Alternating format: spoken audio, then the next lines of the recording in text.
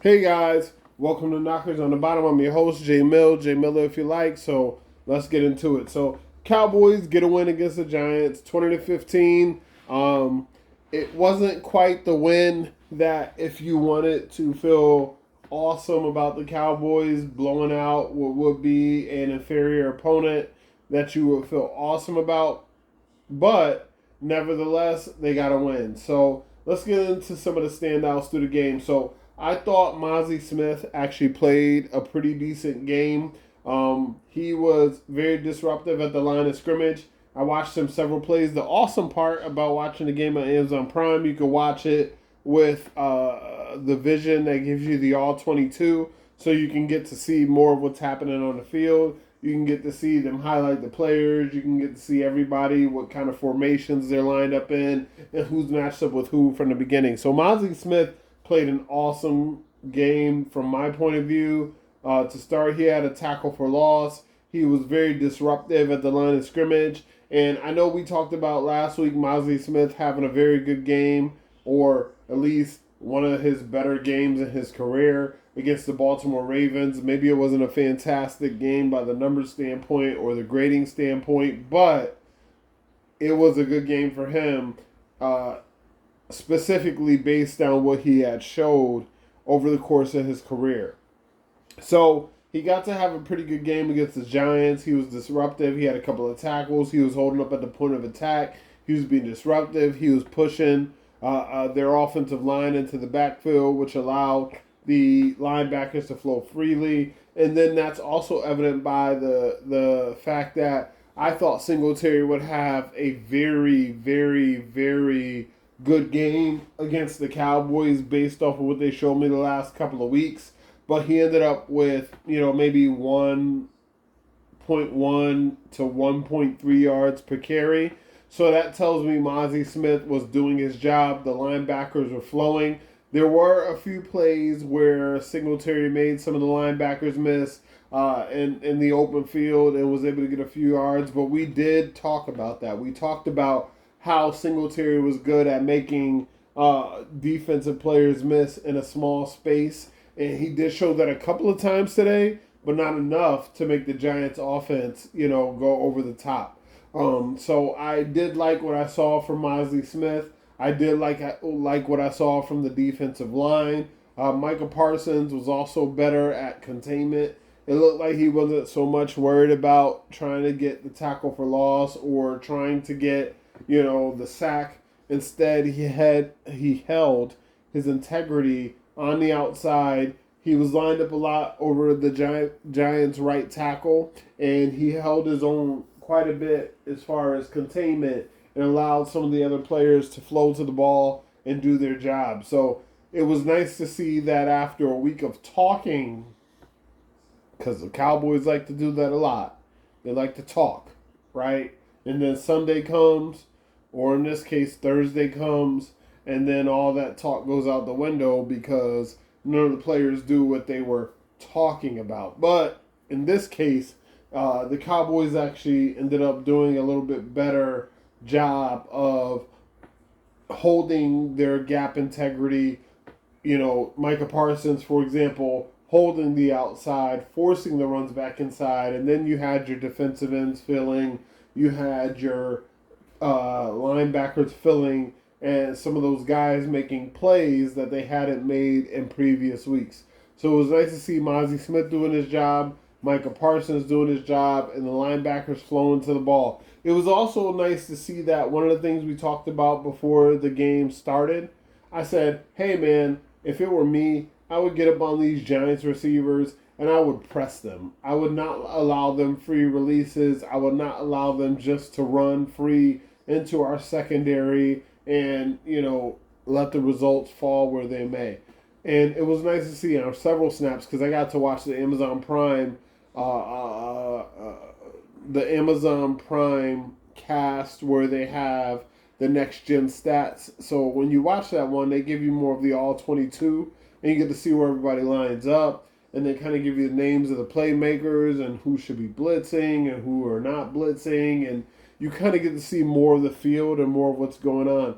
And what I noticed that a lot of the Giants pass sets is Trayvon Diggs was within 3 yards of the receiver, and Jordan Lewis was within 7 yards of the receiver, and Andrew Booth. Thank God they got him out of there and put Awarrior in there. But Awarrior was also within 3 to 5 yards of the receiver, and they got a lot of time where they got to press the receiver and jam them and disrupt the timing at the line of scrimmage, which gave the defensive line a little bit more time to get pressure on the quarterback. Now, it didn't result in a ton of sacks. Daniel Jones wasn't sacked a ton today. I don't even know if he was pressured a ton today. But what that does is it allows the defense to disrupt the timing of the offense, and I thought they did a good job of disrupting the timing. Now, some of the players that we talked about before the game, I mean, Wan'Dale Robinson had 10 catches. Malik Neighbors had 10 catches. So, some of those players that we thought were going to have a big impact for the Giants on the game, they did have a big impact. But what the Cowboys defense did a great job of was getting those guys to the ground before they could make more of an impact, on the game than they were expected to. So if the Cowboys weren't able to rally and tackle or get some of those guys, sorry guys, got another motorcyclist here. You think he's big shit? You see it? You hear it? He rolling it up. Yeah, asshole. He's probably just sitting in front of my house right now, just cranking that shit up. Let's go, bro. Let's go, Brody. She ain't gonna give you nothing based off that crank. Here we go. I'm sorry, y'all. We're gonna have to deal with this bullshit for about 37 more seconds. Alright, yo. We good? Oh, here we go. We ain't good. You're cranking it up more. Oh, here I'm going down the street. Alright. So, let's get back to it.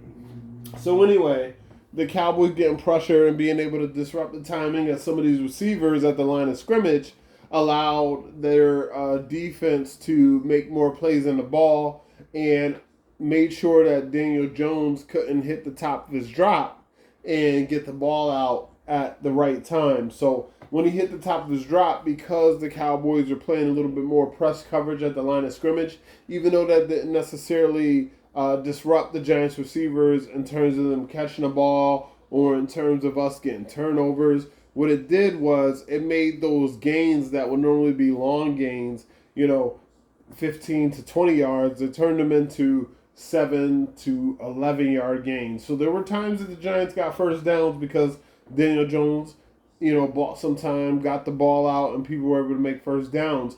But there were also plenty of times on third down where the Cowboys were able to disrupt the timing enough where if it was third down and 8, if it was third down and 9, that the Cowboys are able to hold them to 5, 6, 7 yards. And that comes with stopping the run.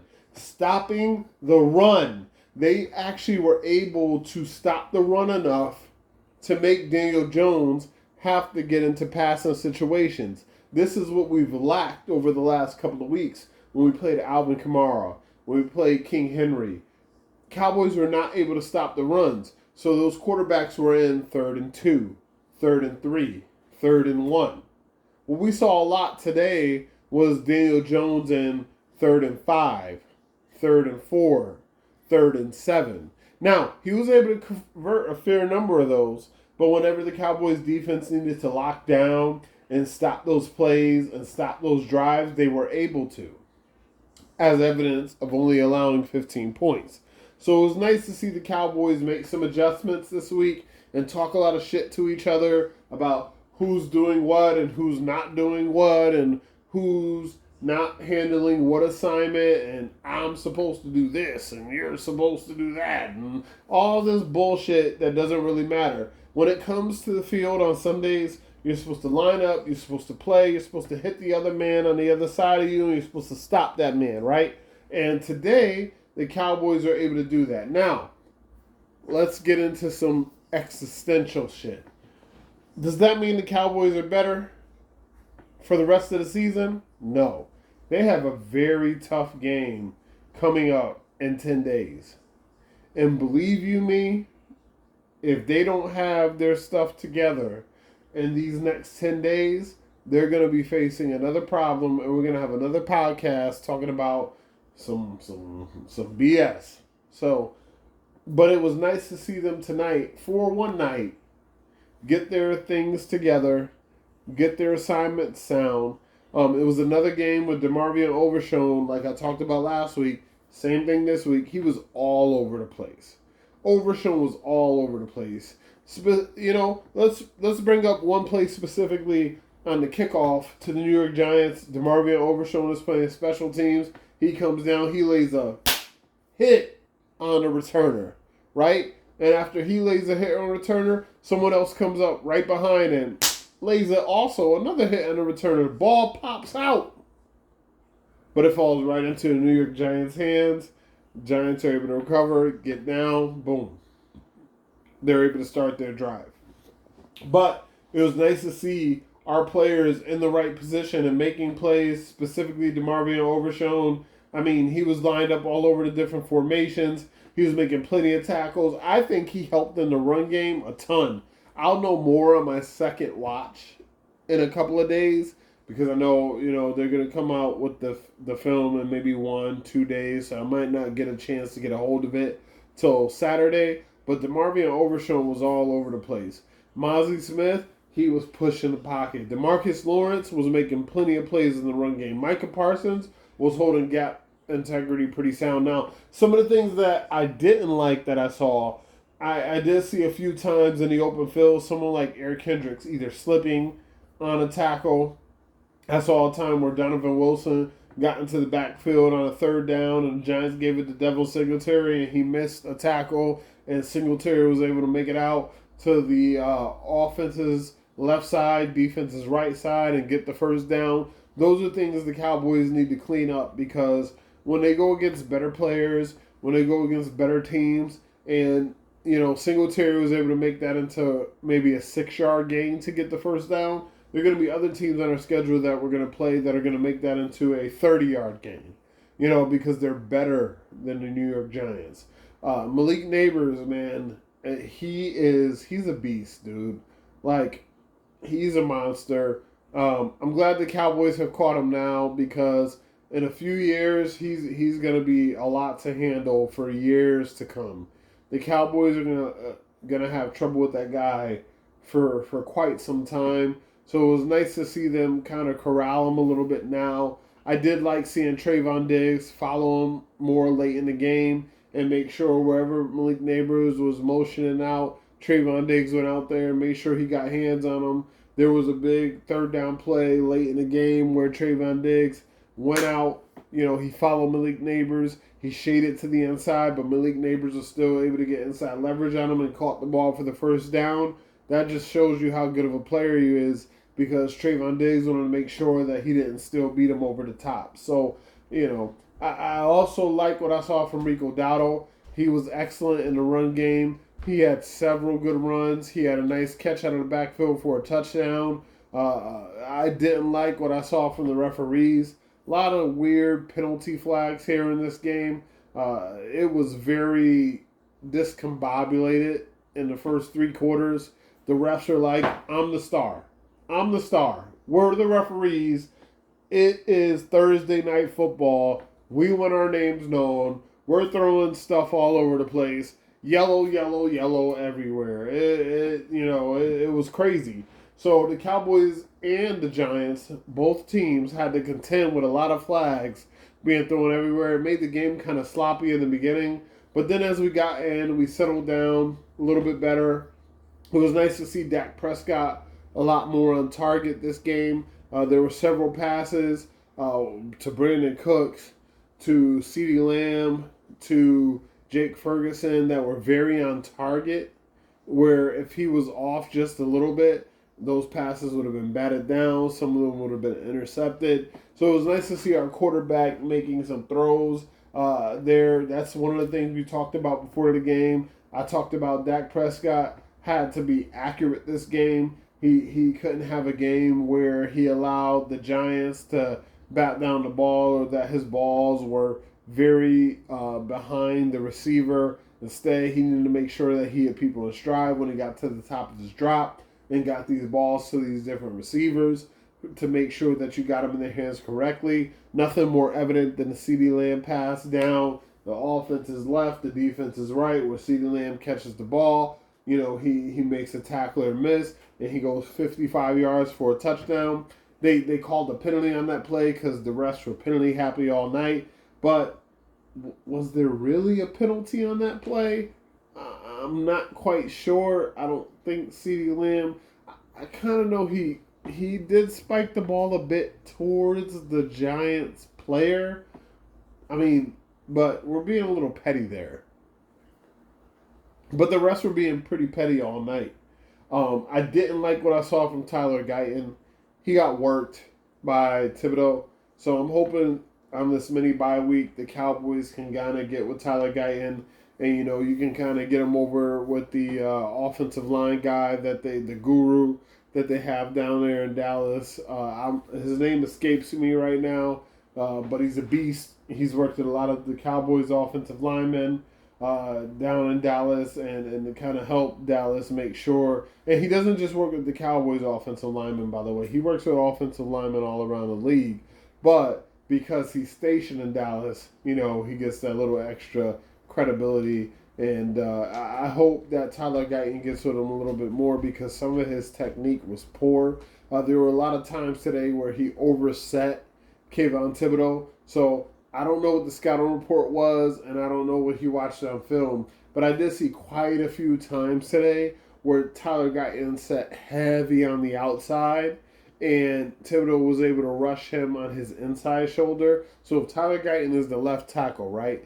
But what I mean by setting heavy on the outside is his left shoulder, right? His outside shoulder, he sets heavy that way, right? Snapping the ball, takes a step that way, gets his hands ready for the punch. And then he get ready for the punch against Thibodeau, but Thibodeau will rush hard inside to his right shoulder, right? And once he got on Tyler Guyton's right shoulder and then got up the field, Guyton had a ton of trouble. But then there were other times where Tyler Guyton would be like, okay, I see that he's getting me on my set, you know, and rushing me hard inside. So now let me get a little bit inside, and then Thibodeau will take him on his outside shoulder and rush hard that way. And Tyler Guyton would get a holding penalty that way. So Guyton needs to get better hand placement. He needs to get better pad level, and he needs to be a little bit better in his sets. But let's be clear, he is a rookie in his fourth game of the season. So, you know, I don't want to, you know, I don't want to hit the guy too hard over the head with the rattle. You know what I'm saying? I don't really want to kind of down the guy too much because he is very early in his career. But there are some things that I'm hoping he'll be able to work on because, whoa, boy, he's going to be going against T.J. Watt. And T.J. Watt is probably going to be, I know we talked about Myles Garrett in week 1, and we talked about how awesome Myles Garrett is and all that good stuff. But if you want to talk about tools in the tool belt, and you want to talk about a guy that just can wreck a game, T.J. Watt is one of the best in the NFL. So Tyler Guyton and Terrence Steele are going to have an issue, you know, this next week. But speaking of Terrence Steele had an awesome game. He didn't allow a pressure today. So we're talking about Burns. We're talking about Thibodeau, which, if you listen to some of my earlier episodes, I do talk about how Terrence Steele is much better against your athletic pass rusher than he is against your Metabike, right? Against the Ravens. Metabike is a power guy. He will take you and he will walk you back right into Dak Prescott's lap or any quarterback's lap. He will take you as a right tackle and lift you up and sit your ass down right where the quarterback was supposed to be. Now, being that type of player, Terrence Steele is not good against those type of players. But Terrence Steele is awesome. He's awesome against people who are very athletic, people who can move left to right. And Terrence Steele played one of his best games, if not his best game of the season today. So we have quite a few, getting to that, we have quite a few star ups. I know I'm talking about the not sexy guys. I'm talking about Guyton. I'm talking about Steele. And I'm talking about, defensive linemen. I know I'm not, giving you the guys who are on the outside and sexy, but star up, Terrence Steele. Terrence Steele played very, very well today. Also star up, Cooper Beebe. You're a young guy. Because Dexter Lawrence is a monster. Dexter Lawrence is a beast. He's the number one rated defensive tackle / nose tackle / whatever you want to call him in the NFL up until this point. And Cooper Beebe played pretty well. He did have a penalty in the game. He did. But for the most part, he used his power. He anchored down. There was a reason why the Cowboys got some success in the run game with Rico Dowdle, especially up the middle, and it has a lot to do with Cooper Beebe. And like I said, that has a lot to do with Terrence Steele as well.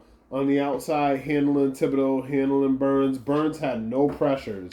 Thibodeau had a sack, but he had very little pressure on the Cowboys' offensive line whenever he was lined up against Terrence Steele. Also, star up, DeMarvion Overshown. Overshown was all over the place. He was making plays. He was tackling, behind the line of scrimmage, at the line of scrimmage, down the line of scrimmage.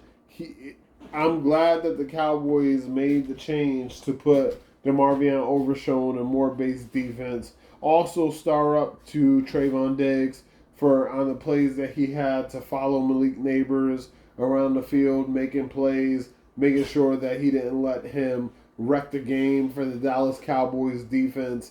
And star up also bonus, because I gave you 3, but I'm going to give you a bonus for Mozzie Smith. Mozzie Smith did his thing. And for all of the people who says that Mozzie Smith might be a bust and don't draft Michigan defensive linemen anymore, I hope that when I go back and watch the tape tomorrow or Saturday, whenever it comes out, and I get to get a little bit more information, I hope Mozzie Smith shows up the same way that he showed up live in the game, because Mozzie Smith did his thing. Now, on offense, start up to CeeDee Lamb. CeeDee Lamb did his thing. He had the big play to get the touchdown for the Cowboys to put them way ahead of the Giants and make the Giants play from behind. And I feel like with the Cowboys, the way that their team is structured this year, it's a lot different when they're playing from a lead and playing from ahead than when they're playing from behind. And CeeDee Lamb made sure to have a nice play to make the Cowboys play from ahead. And that kind of set the tone for the rest of the team. Star up to Dak Prescott doing what we said he needed to do when the game started as far as being accurate with hitting his receivers, accurate with hitting him in stride, not missing many throws. He was very good today. And also star up to Rico Dowdle for getting the running game going, making sure that he was getting plenty of yards per carry, making sure that he was running tough in between the tackles outside. He had the nice touchdown catch off a screen, off the offense's left side, defense's right side. They were going to call a penalty there, but when you rewatch the play, there really wasn't a penalty. So it was nice to see Rico Dowdle kind of making some of those plays. And then star up to the Cowboys coaching staff bonus for not having Ezekiel Elliott out there for multiple plays, for lots of plays. Because, as I said before, Zeke shouldn't even get a snap. He should not even get a snap.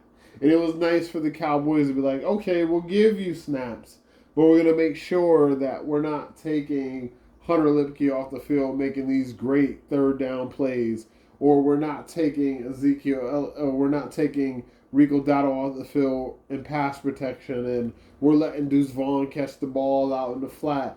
Deuce Vaughn caught a ball on the outside today. Outside of the tackles. Wow. Who knew? Our good player in space. Now, it was only a 4-yard gain, but who knew the coaching staff will use a player that's good in space to catch a ball in space. So, there's some progress being made. I don't want to make too much out of it because there's some tough matchups. You talk about the Pittsburgh Steelers. You talk about the Detroit Lions. You talk about the Atlanta Falcons. You talk about the San Francisco 49ers. These are all teams that the Cowboys are going to play in the coming weeks, and they're going to have to do a lot better and a lot cleaner than they did today. But it was nice to see the Cowboys make some progress. So that's all I got for you guys. It was good to see what we saw today. Go Cowboys. We got to win. I have my little jersey on. I have my little hat on today. I didn't have, the extra jersey waving it around yet today because they didn't earn all that. But, I'm still going to be a Cowboys fan. Like I told you guys, I'm very, very, what's the word I'm looking for?